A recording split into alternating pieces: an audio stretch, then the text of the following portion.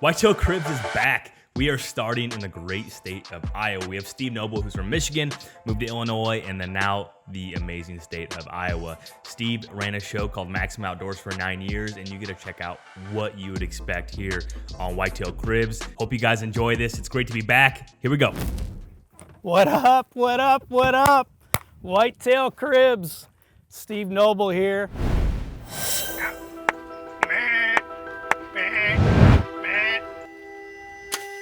One of the things in Iowa that you have to do if you're gonna fit in is any deadheads that you find, you gotta make sure they become part of your landscape. Now, I can tell you that all the DNR officers been contacted, they know that we have these, but big whitetail deer have to find their home somewhere. Welcome to the upper room, and this is where the dreams kind of start. Everybody in my family's got a locker. All of our gear stays here. When we're filming 9 years of MOTV, all of our camera equipment was here. We got shelves for all of our gear that we've got as well. But then there's the memories, the memory wall over here. I was born and raised in Michigan, and so there's some Michigan deer up here, and this is where I kind of got my start, but it all began right here, folks. 13-year-old Steve, this is probably the deer that I'm most proud of that you're gonna see here today. 13 years old, October 31st, my family's gonna go trick-or-treating. Steve, do you wanna go trick-or-treating? No, I'm gonna go behind the house and hunt. And this buck pops out and I call him back with a Lynch grunt tube. Brought him right into my lap and I shoot this thing at 40 yards. This deer, I know it doesn't look super big, but this deer actually was one of the biggest bucks that was shot in our county that year. I got a trophy for it at the Sanilac Sportsman's Club in Sanilac County, Michigan. And I was in the paper with it. So I'm very proud of this deer. This is what got it all started here. We're gonna start here on the right here. This buck here, old deer, Caleb Noble, and we're on a brand new farm. And this deer was one that we filmed for the TV show, but Caleb shot it and I was filming him. It was pretty special. But he came out and postured. He's lip curling out in front of us. We got tremendous footage of this deer, and Caleb stuck him and he didn't run very far. So this deer right here was 7.5 years old, if I remember correctly, what our taxidermist had kind of aged him at. And the first big buck that I ever shot that I would say is a mature deer was this one right here. He was 5.5 years old. I took a tooth and sent it out to a Montana research lab, and they aged it for me. It was 5.5 years old. I know he's not a huge rack, but this doggone deer called back into me twice. Grunt and rattled him back into me twice. He was super gray. I knew he was old, and we killed that deer, my first mature deer in Illinois. This buck right here was a buck that my son filmed me on. And there was a deer that we had at our farm in Illinois called Tiny. Tiny been around for a long time, and he always eluded us, and I thought I had him dead to rights. So it's late season in Illinois. I've got the muzzleloader. My son Caleb is filming me, and this buck comes out, and I immediately go into kill mode. Probably should have studied the deer a little bit more, but I smoked this deer. He's on the ground, and I turned to the camera, and I said, I just shot Tiny. I just shot Tiny. Caleb, his first time he's ever filmed any kind of a deer kill. And I thought I shot Tiny until I walked up to this deer. This is not Tiny. What I see when I look at deer are memories. And the memory that I have here is with Caleb in the blind late season. We were so excited that we killed that deer together. So another cool Illinois deer, and this is a pretty sweet little story here, but I saw this deer and passed him up 1 year to the date prior to me actually harvesting him. The next year, almost to the minute of the day, he does the same thing, and he wasn't getting away that year. So a big 7-point buck that I ended up shooting there in Illinois. And then my son Caleb, now we flipped the script in 2017 or 18. He filmed me killing a deer. The next year I filmed him killing a deer. So this is my son Caleb. Really nice buck that came out. We had some standing corn that was there, and this buck came out, and Caleb was losing it. But he made a tremendous shot, actually a long range shot. I think he shot it at about 120 yards. So Illinois buck, couple of Michigan bucks here. My First buck I shot in Iowa, Illinois deer, right here, late season, very close to where we've shot a lot of these other deer, but late season in Illinois. This deer right here is the first deer that we ever shot for Maximum Outdoors TV. This is, by Michigan standards, a really nice buck where we came from. By the standards of a 10-year-old boy, it was an absolute monster. So this was season 1 or season 2 of Maximum Outdoors TV, and this is Caleb's first deer. Now I'll tell you that the very biggest deer that we've ever shot, ever, I don't care where we've been, was this one right here. And this was a deer that we rattled from probably a couple 100 yards away, jumps a fence, working a scrape, ears pinned back, posturing, coming into the stand, and Caleb just absolutely smokes this deer. So this is a Caleb Noble buck right here. Welcome to the house. We're gonna come into the living room here. I would say that these are probably some of our more special deer mounts that we have. This buck right here, I've got a daughter that's gonna be a senior this year, and she ended up killing this buck right here. We set up for him. We knew that we're gonna have opportunities to harvest him. I'm gone. I'm hunting with somebody else, and forgive me for forgetting, but I might have been with my wife somewhere hunting a different location. And I got my son Caleb and my daughter Bella in the same blind together. And Caleb had enough encounters with this buck and during bow season. Bella was the only one with a gun tag. Bow season's out. Caleb's running the camera. Bella's about ready to shoot Caleb's deer. And so I got my kids in the blind, and my daughter smokes this deer, drops it in his tracks. So that's what's special to me as I sit in my living room and I look at this deer right here, is knowing that my kids, that's a great buck right there. Tremendous deer, 5.5 years old. But I remember my kids high-fiving each other in the blind. So this deer right next to Bella's deer was a buck that I shot. Everybody loves big 8-points, right? So this is the big 8-point that we've been after. We were eating a lot of turkey Thanksgiving Day, and we're like, we got to go out and hunt. So we went out and hunted that night, and we went to this location, and Chris filmed me kill this buck.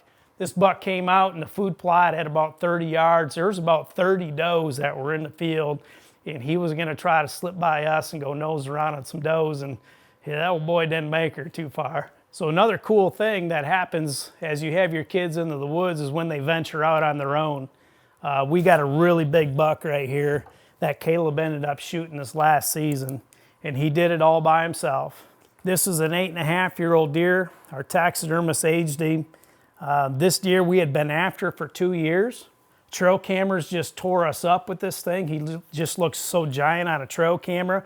We called him the Tall 10. Can anybody think of why we called him the Tall 10? Maybe it's because these massive G2s on this doggone thing. But you can't outdo Dad. You can't outdo Dad. So Dad jumps into the hot spot, late season. Conditions were perfect for a deer that we had not seen the entire year, but jumped into the stand knowing that we were gonna kill this deer on that evening if he was still alive. And this big old buck steps out. That was a ghost. And when he popped out, he was doing exactly what we thought he was gonna be doing. And he just looked big. What a tremendous deer. It took us 3 years to get him killed. That same year that I didn't have property, I went to a gentleman that has 40 acres. I went and talked to the gentleman, probably more of a recluse type guy, doesn't get out too much. And I asked him for permission. He says, yeah, you can have permission to go hunt this property. He told me that there was nobody else on this property, is the way that this went. I go back there with my son, and I'm seeing tree stands all over. And I'm like, okay. Caleb and I walked back in there and we jumped this buck up. It's July. We were salivating. And I told Caleb on that day, so we need to hang a camera after we scout where we think that we're gonna be able to catch this deer, and we're gonna come in and we're gonna hang a tree stand on that spot when our camera tells us that he's around. We've got this deer showing up on camera. It's a Friday morning. Nobody else can take off.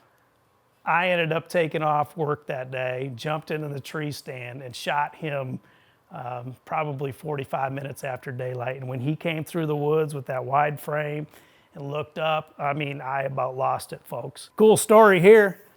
This buck up here came from Illinois. I shot this deer. It was about 7 degrees out, late season, bow season in Illinois, and I lost my jacket on the way in. So I hunted in my base layer and shot this deer that night. But the cool thing about this deer, and I'm going to show you a shoulder mount that was given to me here in a little bit, but just keep this for reference. I got a really good friend in Fulton County, Illinois. His name's Ronnie Paulus. The day before I shot this deer, he was doing an observation from his vehicle with a spot and scope over one of our other food sources. And he said, Steve, you need to be in the stand the next night. So I did. I jumped into that stand the next night and ended up killing this deer. But it was my buddy Ronnie Paulus that helped me with that. This buck right here, once again, if you're talking about being persistent with things and just trying to get permission whenever you can get permission, I think one story that's worth telling is if you're doing things the right way and you're being good to people, good things are going to happen. When we lost our property that year, same year I was telling you, I had a gentleman that I called up. He was from North Carolina. And he says, I'm going to tell you what, Steve, I want you to go to my farms. I want you to shed hunt all of my farms. He said, my home farm, I want you to give me the sheds to my home farm. The other farms, you can keep all your stuff. But in my home farm, I've got a shelf that goes all the way around my garage. And on that shelf are all the sheds that I've ever found off of that home farm. And he's had that farm for 30 years. And he told me, he says, before I die, that was my goal, is to make sure that that shelf was filled up. He says, so I want those sheds off the home farm. I said, no problem, we'll give you the sheds off of that. So we found 100 sheds that year between the home farm, his other ground, our other properties like our public ground pieces that we went to. We found 100 sheds.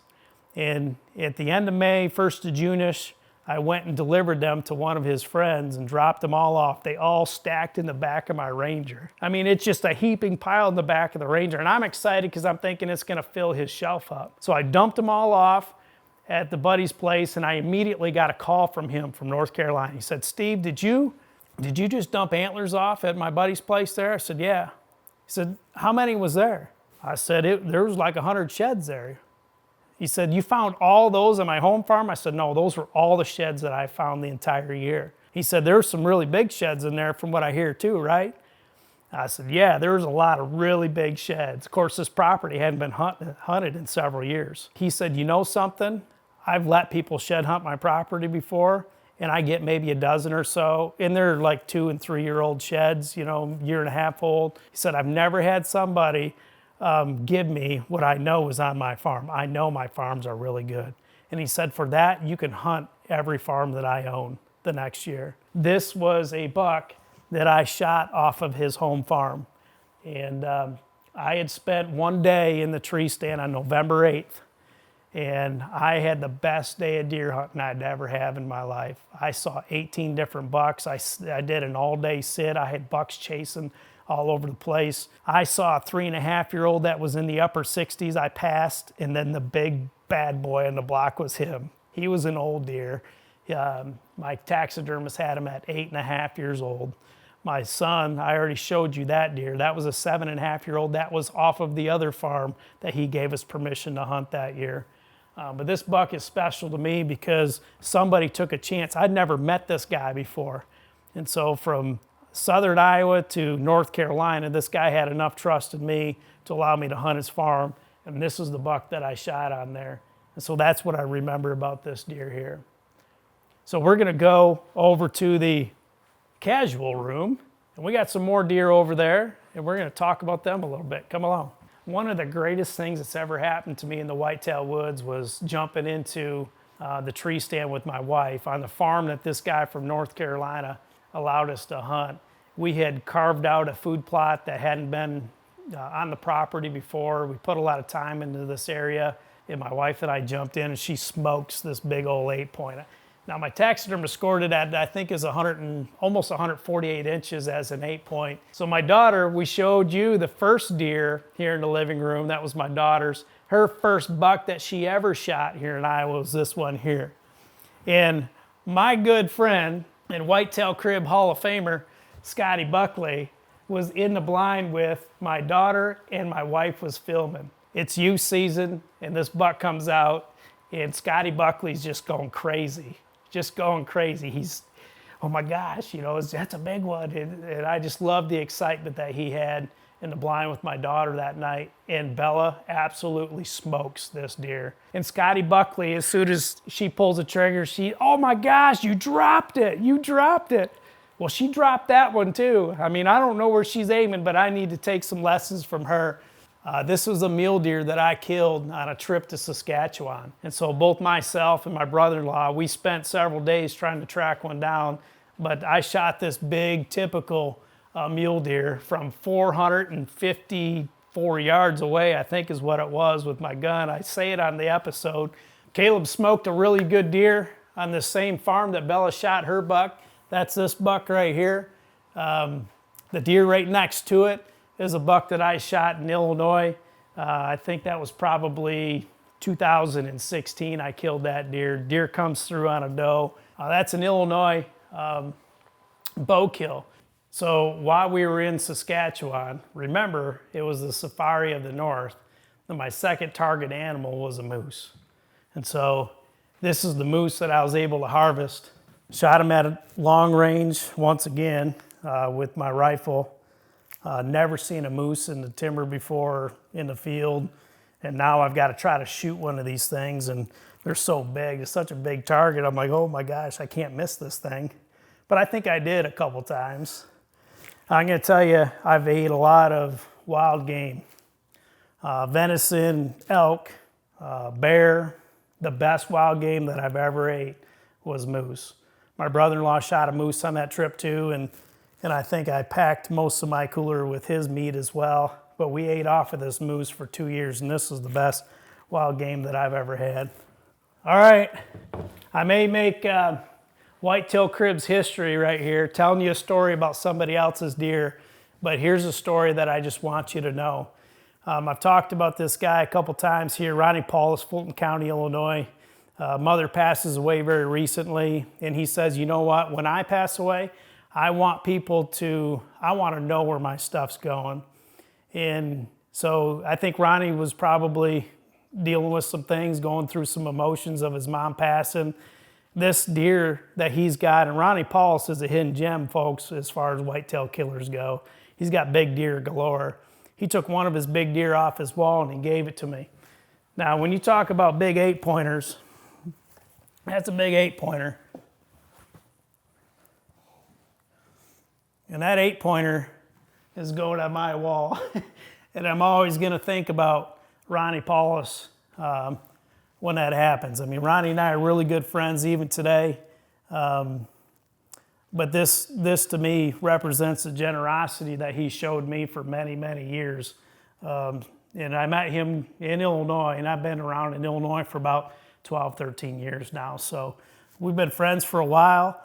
He was a big buck killer before there were big buck killers in Illinois. And now I've got one of his deer heads to put on my wall. Hope you guys enjoyed this episode of Whitetail Cribs. And if you want to support what we're doing here, head over to our website, ExodusOutdoorGear.com. Check out our Exodus render. It is an incredible, reliable cell camera for this upcoming season, backed by a 5-year no BS warranty. And also, we just launched a new line of Exodus MMT tailored arrows. You can go over there, put the inputs of what you're shooting, and you'll get tailored made arrows shipped to your door. We still have a little bit of time here for the October 1 opener, so be sure to head over and check that out. Until next Sunday, see ya.